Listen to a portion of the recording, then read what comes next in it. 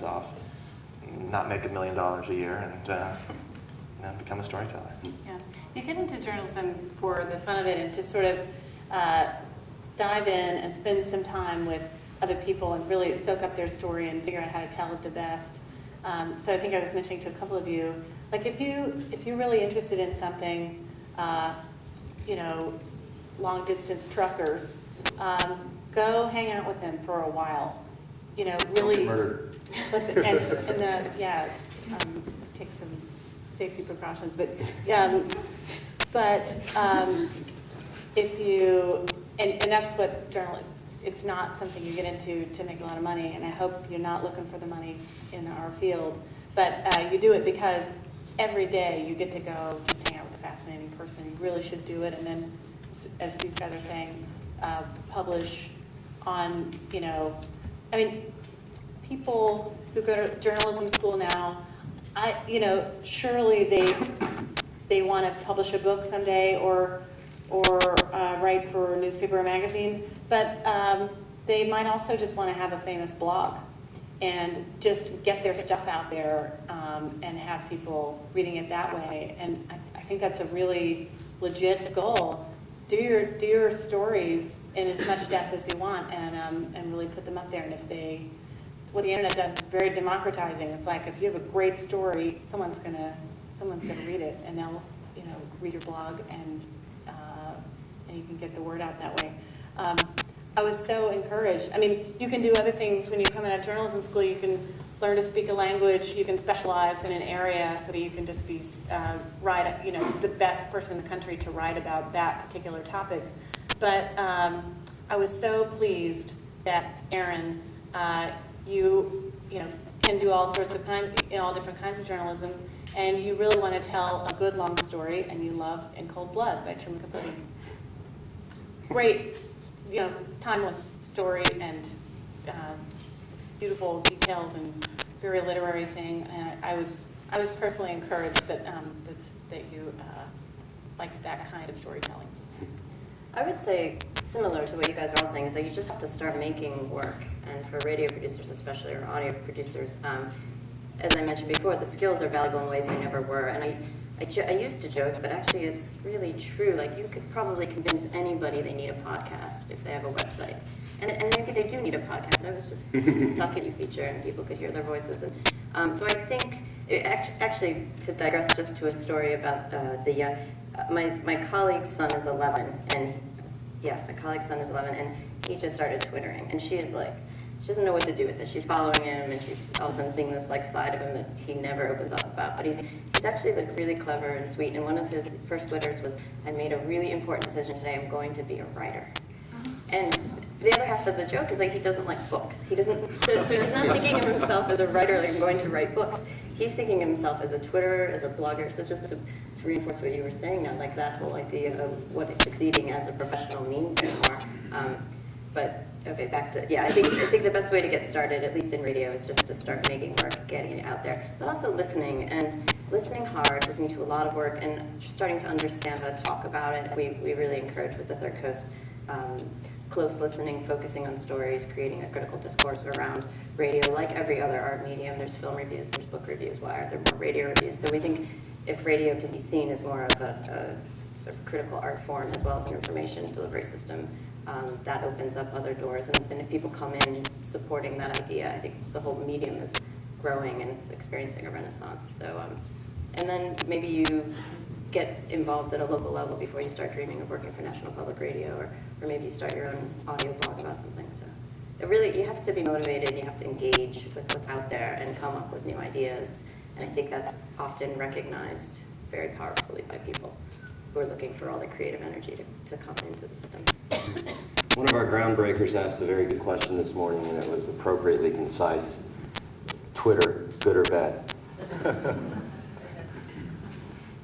Well, I live in San Francisco. I'm bound by my rental contract to say that Twitter is going to save the world.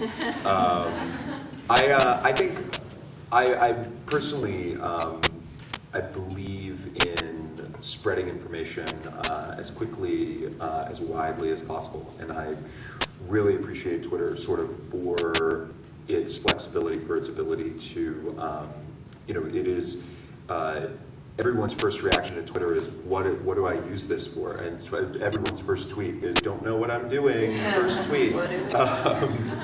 But it is, it's amazing that it is so flexible, and there are so many different applications for it. And I feel like, Twitter is what we're talking about this year in 2009, and next year it will be flip-flarb, and in 2011 it'll be Flickr blah.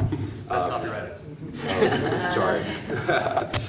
But so I feel like as new technologies like Twitter come out, we're creating a new ecosystem of spreading information, and I think that is incredibly important. And so Twitter to me is sort of it's a great service. It is but it certainly isn't the end all be all. It isn't that single application. I don't view as the future of journalism. I view it as a beachhead on a new ecology of information. I think all kinds of information is great on Twitter, and I want it, and I love it. Traffic, weather, gossip, it's great. Give it to me. Tell me right now. That sounds fabulous. Give me all this input in those little bits. At some point, I want a journalist, a really good thinker about all kinds of things, to sit down, sort of take a deep breath, and really tell me what turned out to be true and what didn't when it was flying around in those little blips. I think it's useful. I've followed up a lot of links to long radio stories that I've then sat for 20 minutes and listened to. So if it's a way for a producer to get the word out about something they've done in an effective, short manner all over the world, I think that's really beneficial. Yeah, unfortunately, I guarantee on the next hour that I do, we'll use Twitter to get the information out. We're using Facebook and anything else we can to get our word out and let people know. But it just scared me that people don't talk to each other as much. And coming to Asheville and coming to Hatch, that's what I just enjoyed so much, that I can actually slow down, or stop working and engage with people on a one-on-one basis. I have two sons who are 3 and 6, and it horrifies me to think about them sitting in a room and not talking to their friends and texting each other. So Twitter makes me nervous. I'm a little bit of a dinosaur in that way. I just, listening to Leslie Stahl Twitter about an interview she's doing while she's doing the interview, I'm like, enough already, for God's sakes. It's great. The information is good, but I don't know. It really is rewiring all of our brains in a scary way, I think. But I look at the New York Times online compulsively, and there's a lot of talk about these fast stories and people's attention spans, like we were saying, getting shorter and shorter, and that there's no room left for real storytelling, sort of literary journalism.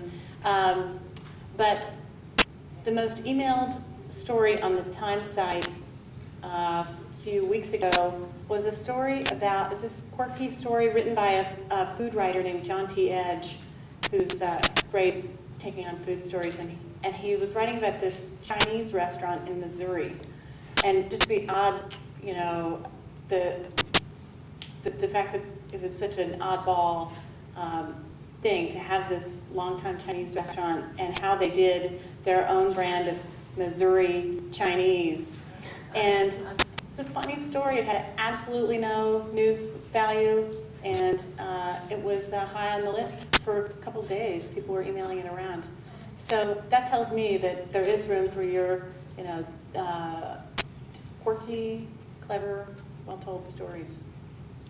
Given how fast things are evolving in mass media, I think it's incumbent on all of us, I don't think we can help ourselves, but to constantly stay in the know with media criticism and media analysis, which is to say, I'm constantly looking to see what media critics have to say about what we're doing and what we can do. I'm wondering if you could tell our audience what sources you go to for news about the news. Jon Stewart. Yes. We had a little run-in with Jon Stewart at CNBC recently. We'll do that in a spin-off conversation. You guys can ask me what you want about that when the cameras aren't all rolling. There's a Twitter, two Twitter streams that I follow. One is called The Media is Dying, and the other is called The Media is Thriving. And they kind of fight. Media is dying. It's like They sit on the couch